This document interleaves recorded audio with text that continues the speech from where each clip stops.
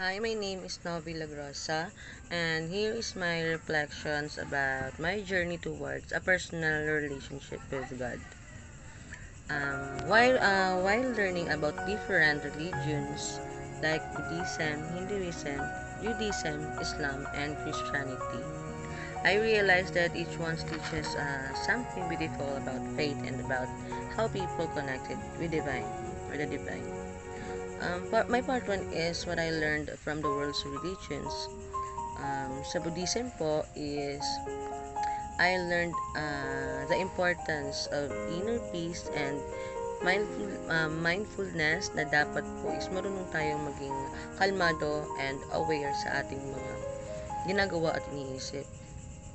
So sa Hinduism naman po, natutunan ko ang paggalang sa lahat ng nilikha dahil naniniwala sila na may kabanalan sa bawat isa sa atin. And sa Judaism naman po, I saw the importance of faithfulness and obedience to God kahit na minsan mahirap maintindihan po yung mga plano niya sa life natin. And from Islam naman po, I really admire their discipline in prayer at ang kanilang pagsuko sa kalooban ng Diyos. And it reminds me that praying regularly helps me stay close to Him.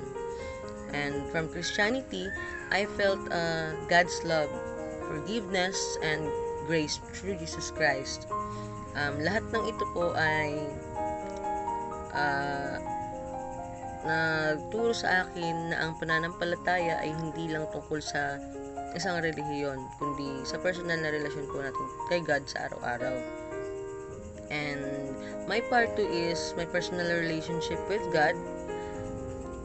There were times in my life na talagang nararamdaman ko po ang presensya ni Lord, lalo na kapag may mga trials or panahon na kalungkutan po at may time na mahina ako.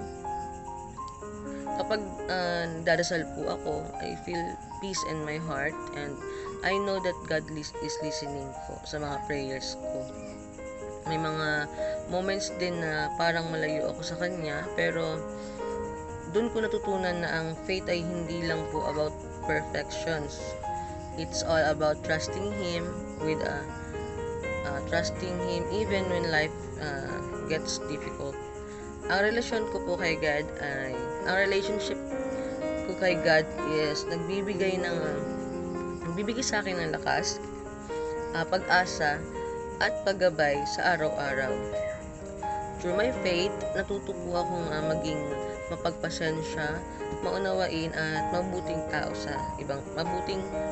sa kapwa.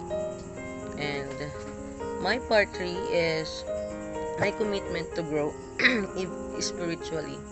I believe na I need a personal relationship with God because siya lang po yung tunay na nagbibigay ng direksyon, peace and purpose sa buhay ko, sa buhay natin. Without Him, I feel lost. Pero kapag kasama natin siya, everything feels right and meaningful. So, starting today or tonight, I will do my best to grow spiritually by praying more sincerely, reading the Bibles, and sharing kindness with others. And the Bible says in James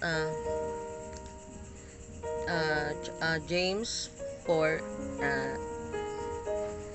chapter 4, verse 8 is, draw near to God and He will draw near to you. And here's my short prayer po. Lord, thank you for never leaving me, even in my weakness moments, and help me to grow in faith and stay close to you every day. Amen. Thank you for watching my reflections. I hope you will continue to deepen our faith to build a stronger, more personal relationship with God. Thank you.